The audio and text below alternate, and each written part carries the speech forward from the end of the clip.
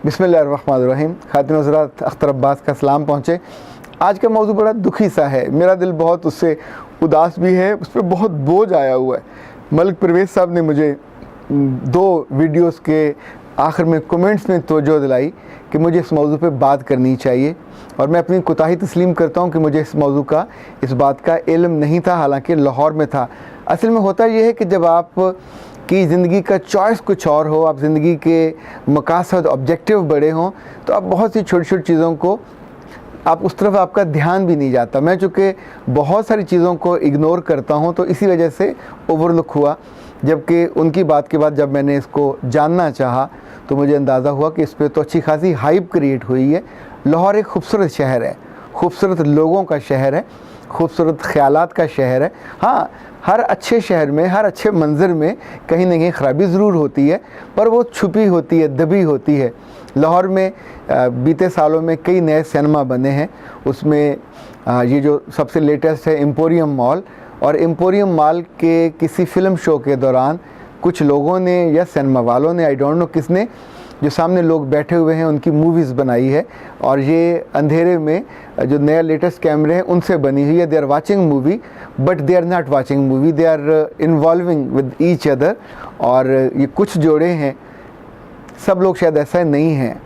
इससे पहले कि हम उन पर बात करें, खातिन हज़रात, जब उन्होंने उसको जूम किया और उस लड़के की या लड़की की शक्ल दिखाई, यकीन माने इतनी शर्मिंदगी हो रही थी। मैं उनको नहीं जानता, मैं ज़िंदगी में कभी उनको जानना भी नहीं चाहूँगा, उनका ज़िक्र भी नहीं करना चाहूँगा, पर आई वाज जस्ट थिंकिंग कि वो लड़की किसी की तो बेटी होगी, उसकी माँ वो देखेगी तो उस पर क्या बीतेगी, किसी बाप पे क्या बीतेगी, और जिस भाई की वो बेटी बहन होगी, जिस अजीज़ व कारब की वो होगी, जो उसके दोस्त होंगे, जब उसको वो देखें, चूँकि शक्लें वो पहचानी जा रही हैं। आप सोचिए कि एक ख़ास तरह की शर्म और हया होती है जो लड़कियों से हम तवक्को करते हैं, और ये उनकी उठान, इसी को हम वैल्यूज़ कहते हैं कि घर में अगर मोहब्बत मिली हो, घर में तवज्जो मिली हो, घर में, जैसे हिंदी में संस्कार कहते हैं, अंग्रेज़ी में वैल्यूज़ कहते हैं, उर्दू में अक़दार कहते हैं। ये लफ्ज़ नहीं है, ये ज़िंदगी जीने का एक तरीक़ा है, ये ज़िंदगी की प्रायोरिटीज़ है कि आप तय करते हो कि मैंने बेइज्जत होकर जीना है या बाअस्मत होके और बाइफ़्फ़त होके जीना है। आप सोचिए कि जब कैमरा आपको जूम करके दिखा रहा हो एक ज़िंदा लड़की को और लड़के को, और दोनों पाकिस्तानी हों और दोनों मुस्लिम हों, उस लम्हे देखने वाले पे उसको कोई मज़ा नहीं आएगा, वो उसका हज़ नहीं उठाएगा, अंदर शर्म से पानी पानी होगा। मुझे लगा कि ये चंद केसेस जो उस वीडियो में हैं, देखने के बाद शायद हज़ारों लाखों लड़कियां उससे इबरत पाएँ कि जब आप अपनी वैल्यूज़ की हद को क्रॉस करते हैं, और जब आप वो करते हैं जो आपको नहीं करना चाहिए, और जब आप उसके आदी हो जाते हैं, क्योंकि ये जिन लड़कियों ने भी ये किया, ये पहली दफ़ा नहीं किया होगा। They were so comfortable in that sexual, वो ओरल सेक्स था, यानी वो जिन सीटों पे साथ साथ बैठे हुए थे, वहाँ से झुक के वो एक दूसरे के सेक्सुअल अज़ा को छू रहे थे, और मैं उसकी तफसील में जाना भी नहीं चाहता। It was so dirty and अगली। और उसके बाद आप दोबारा उठते हैं, अपने बालों को ठीक करते हैं, फिर वापस जाते हैं। इट मीन्स ये कोई एक लम्हे का या एक किसी प्रेशर का नतीजा नहीं था। आप ये नहीं कह सकते कि उस लड़के ने ब्लैकमेल किया होगा कि तुम्हारे साथ, अगर तुम मेरे साथ ये नहीं करोगे तो मेरा ताल्लुक़ आगे, और वो बदबख्त वहाँ यानी बेहोशों की तरह, मदहोशों की तरह कुर्सी पे लेटा हुआ, और सोचें कि बिल्कुल साथ की सीटों पे भी लोग बैठे हुए हैं। ये क्या जिनसी इश्ताल या जिनसी एबनॉर्मेलिटी के केसेस हैं? क्या वो हालत नशा में थे? ऐसा बिल्कुल नहीं था, दे वर जस्ट नॉर्मल। पर ये जो इंस्टिंक्ट है, जब आप इसको एड्रेस नहीं करते, और उस लड़के को और लड़की को, मैं किसी एक को ब्लेम नहीं करना चाह रहा। देखें, लड़के को हम ब्लेम करें तो उसको बुरा भला कहेंगे तो तब भी उस बदबख्त पे उतना असर नहीं होगा, पर जितनी ज़िंदगी इसकी ख़राब होगी, इसकी ज़िंदगी में जितने कांटे बोए गए वो इसने खुद बोए, किसी और ने नहीं बोए। और इसकी वजह से जब ये वीडियो वायरल होती है, आप देखिए कि इन दिनों पुलिस के बारे में वीडियो वायरल हो रही है। ये पहला मौका है 60-70 साल की तारीख में कि एवरीबडी इज़ गेटिंग करेज, और लोग जगह जगह पुलिस को पकड़ के, उनके गिरबान पकड़ के, उनको रोक करके उनको कह रहे हैं किसने सिखाया तुमको मारना और तुम होते कौन हो। अच्छा, जब आप एक चीज़ को रेगुलर करते हैं तो वो आदत बनती है, वो आपके अंदर के जज्बात को और रुख पे ले जाती है। पॉजिटिव ये एक तब्दीली है जो इन वीडियोस की वजह से आई है। पर ये जो इस तरह के सीन हैं एम्पोरियम वाले या और जगहों पे, अगर आपको याद हो कई बरस पहले रावलपिंडी में उस ज़माने में छोटे छोटे केबन और कैफ़े होते थे जहाँ लड़कियाँ और लड़के जाते थे। ये बच्चियाँ स्कूलों की थीं, ये कॉलेजों की थीं, जो अपने बहुत से लोगों को गुस्सा आता है, आना चाहिए, ये बॉयफ्रेंड और गर्लफ्रेंड ये आपके कल्चर का हिस्सा नहीं है। अगर आप डिक्शनरी देखें तो डिक्शनरी में बॉयफ्रेंड और गर्लफ्रेंड के नाम के साथ दोस्त नहीं लिखा हुआ, उसकी तशरीह में ये लिखा हुआ है कि ये दोनों वो लोग होते हैं जो सेक्सुअल रिलेशन में इन्वॉल्व होते हैं। और ये इलिसिट होगा, ये जायज़ रिलेशन नहीं होगा, पर वेन एवर यू से शी इज़ माई गर्लफ्रेंड या ही इज़ माई बॉयफ्रेंड, ये कोई इज़्ज़त की बात नहीं है, ये कोई आदर की बात नहीं है, ये अपने आप को डिग्रेड करके क्लास बदलने की बात है। अब आप नॉर्मल इज़्ज़तदार लोगों से निकल के हम तवाइफ़ों को क्यों बुरा कहते हैं, क्योंकि उनकी क्लास अलग से डिफ़ाइन हो जाती है।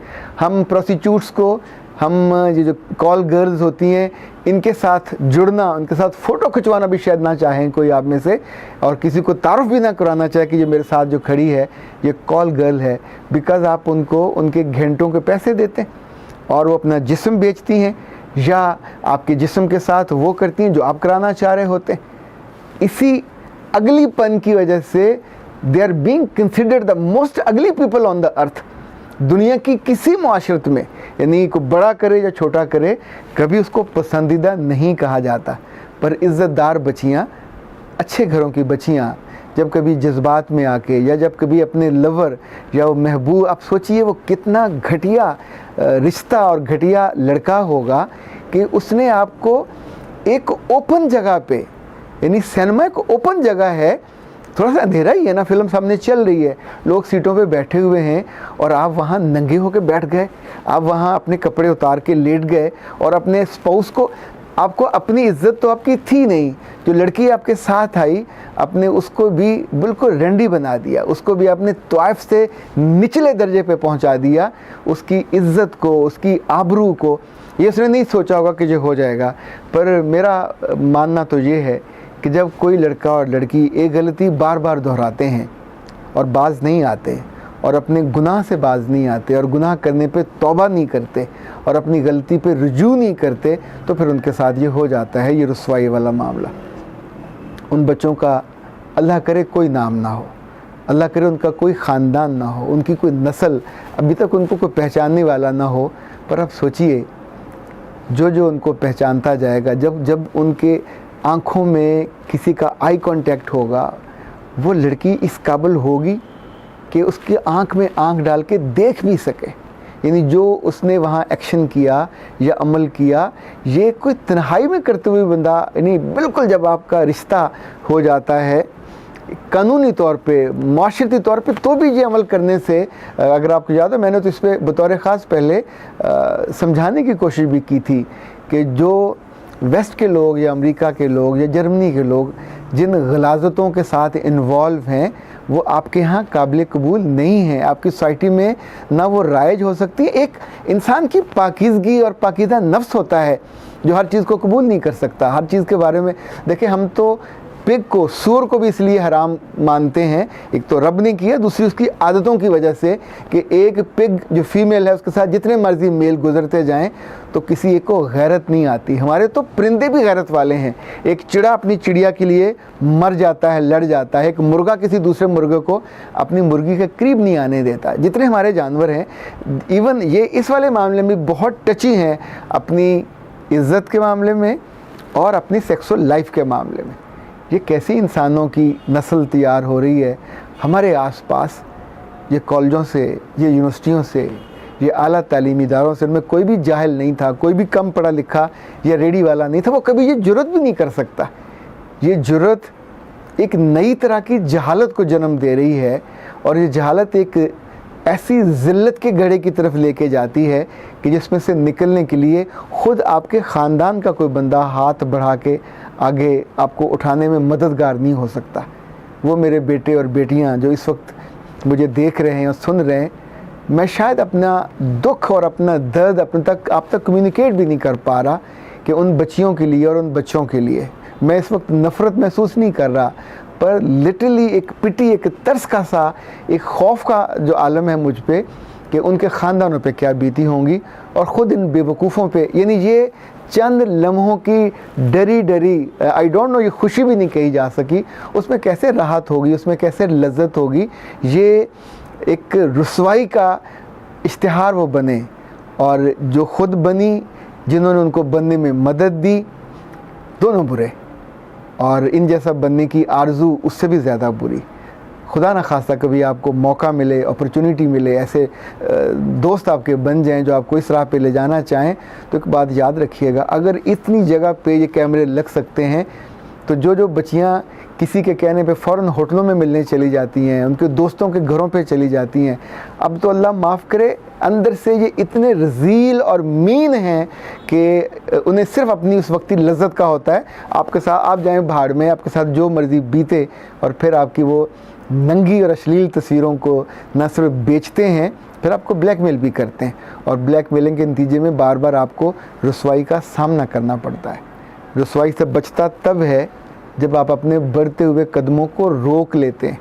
कोई दूसरा नहीं रोक सकता, कोई स्पीड ब्रेकर, कोई घर, कोई रिश्ता आपको नहीं रोक सकता।